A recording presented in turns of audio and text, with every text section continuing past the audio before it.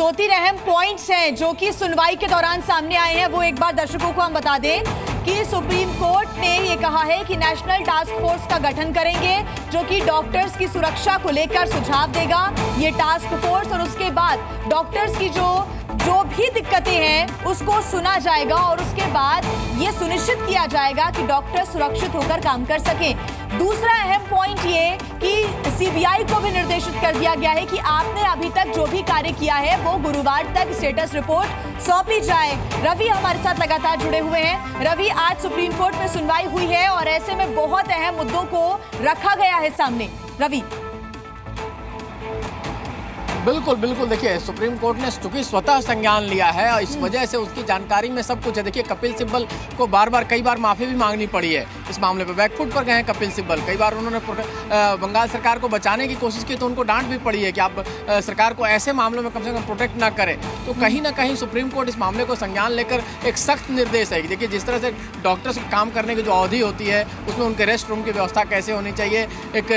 Agency बनाने की गठन करने की बात की जा रही है नेशनल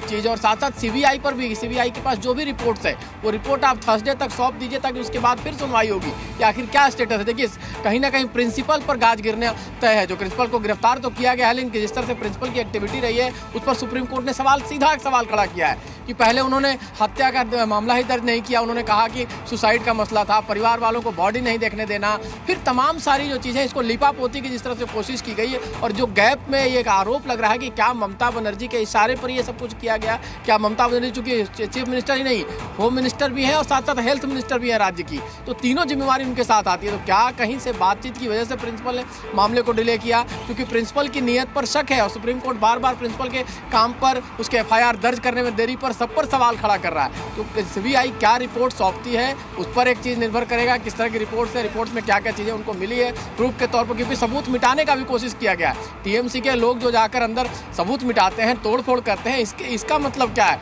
ये किस तरह की साजिश है। तो कहीं ना कहीं सबूत को मिटाने की कोशिश करना, एफआईआर में डिले करना, गलत जानकारी देना, इस तमाम तरह के मामले हैं। सुप्रीम कोर्ट की जानकारी में सब कुछ है। अब देखिए सीबीआई की रिपोर्ट आ जाए थर्सडे को, और साथ साथ जो सुप्रीम कोर्ट ने एक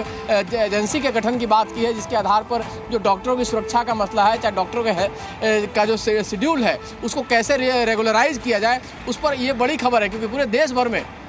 देखिए एक केस से कई सारे चीज़ें की सहूलियत मिलती है। तो अब एक जांच एजेंसी बनेगी जो जांच करेगी और बताएगी कि डॉक्टरों को क्या क्या चीज़ की ज़रूरत है, किस चीज़ की सहूलियत मिलनी चाहिए, उसके आधार पर कहीं ना कहीं ये सारी चीज़ें होंगी। तो आज के डेट में मान के चलिए कि सुप्रीम कोर्ट बहुत सख्त है। सुप्रीम कोर्ट ने बंगाल सरकार पर अभी तक तो कुछ निशाना नहीं साधा है, लेकिन सुप्रीम कोर्ट ने प्रिंसिपल जो है खासतौर पर उस कॉलेज, मेडिकल कॉलेज में, उनको निशाने पर लिया है। और उसके साथ साथ जैसे ही रिपोर्ट आएगी हो सकता है कि बंगाल सरकार भी कटघरे में खड़ा हो और बंगाल सरकार को लेकर सीबीआई की रिपोर्ट के आधार पर उनके खिलाफ कोई सख्त कार्रवाई भी की जा सकती है। फोर्स को लेकर भी बताएं रवि, जैसा कि आप कह रहे हैं कि एक पूरा गठन यहां पर किया जाएगा टास्क फोर्स का और उसके बाद वो डॉक्टर्स के साथ जाकर बातचीत करेंगे, सुझाव लेंगे और उसके बाद की क्या स्थिति होगी ये जरूर देखने को मिल सकता है कि डॉक्टर्स की सुरक्षा को सुनिश्चित करने के लिए एक बड़ा कदम आने वाले समय में उठाया जाएगा रवि, क्योंकि अब सीजीआई ने खुद कह दिया ये। बिल्कुल बिल्कुल सही कहा आपने कि नेशनल टास्क फोर्स ऐसी घटनाएं जब होती है, कई बड़ी घटनाएं होती है। मैंने कहा था आपको ना कि इससे पहले कि जब निर्भया कांड हुआ दिल्ली में तो कई सारे एक्शन लिए गए, सुप्रीम कोर्ट ने एक्शन लिया, सरकार ने कानून बनाया, सख्ती से निपटने का हुआ कि कहीं ना कहीं आप मुड़ के भी देखते हैं किसी महिला की तरफ तो आपके खिलाफ कार्रवाई की जा सकती है। और कहीं ना कहीं उसके बाद से क्राइम रेट कम हुआ था, लेकिन जैसे ही चीज़ें थोड़ी शक्ति कम होती है फिर से क्राइम करने वाले लोग आगे आते हैं। तो ये जो टीम होगी, ये टीम जांच करेगी कि डॉक्टर्स को क्या चाहिए, किस तरह की सहूलियत मिलनी चाहिए, खासतौर पे महिला डॉक्टरों को, दोनों तरफ। देखिए पुरुष डॉक्टरों के साथ मारपीट की घटनाएं भी आती हैं, वो भी आप जानती हैं, तमाम तरह की बातें, लेकिन महिला डॉक्टर के साथ काम करने का जो आवर है वो गौर करना, उनके सुरक्षा को कैसे सुनिश्चित किया जाए ये देखना, और तमाम और सारी चीज़ों पर रिपोर्ट देकर कैसे डॉक्टर्स की सुरक्षा सुनिश्चित की जाए। मेनली डॉक्टरों की सुरक्षा मेन मामला है और उसमें सुप्रीम कोर्ट कहीं ना कहीं सख्त है कि केवल बंगाल ही नहीं पूरे देश भर में डॉक्टरों की सुरक्षा को कैसे सुनिश्चित किया जाए, इसलिए इस एजेंसी का गठन किया गया है। और रवि, अब दो तीन बातों का जिक्र मैं करना चाहूंगी क्योंकि यहाँ पर ममता सरकार की भूमिका पर भी सवाल खड़े किए जा रहे हैं वो इसलिए क्योंकि जैसा कि आप भी बता रहे थे कि हाई कोर्ट की तरफ से ये कहा गया कि यहाँ पर कानून व्यवस्था का बहुत बुरा हाल है, पहला। दूसरा ये कि जो सबूत है उनके साथ टेम्परिंग की गई है, अस्पताल में तोड़फोड़ की गई, आरोप लगा टीएमसी के गुंडों पर। और उसके बाद तीसरी बात कि पूर्व प्रिंसिपल को यहाँ पर पूरी तरीके से संरक्षण देने की कोशिश हुई। तो ऐसे में ये बातें भी दिल्ली तक पहुंचेंगी, राष्ट्रपति तक पहुंचेंगी, उपराष्ट्रपति तक पहुंचेंगी, गृह मंत्रालय तक पहुंचेंगी। और ये माना जा सकता है कि ये तमाम बातों से बल मिलेगा राष्ट्रपति शासन लगाने में। रवि,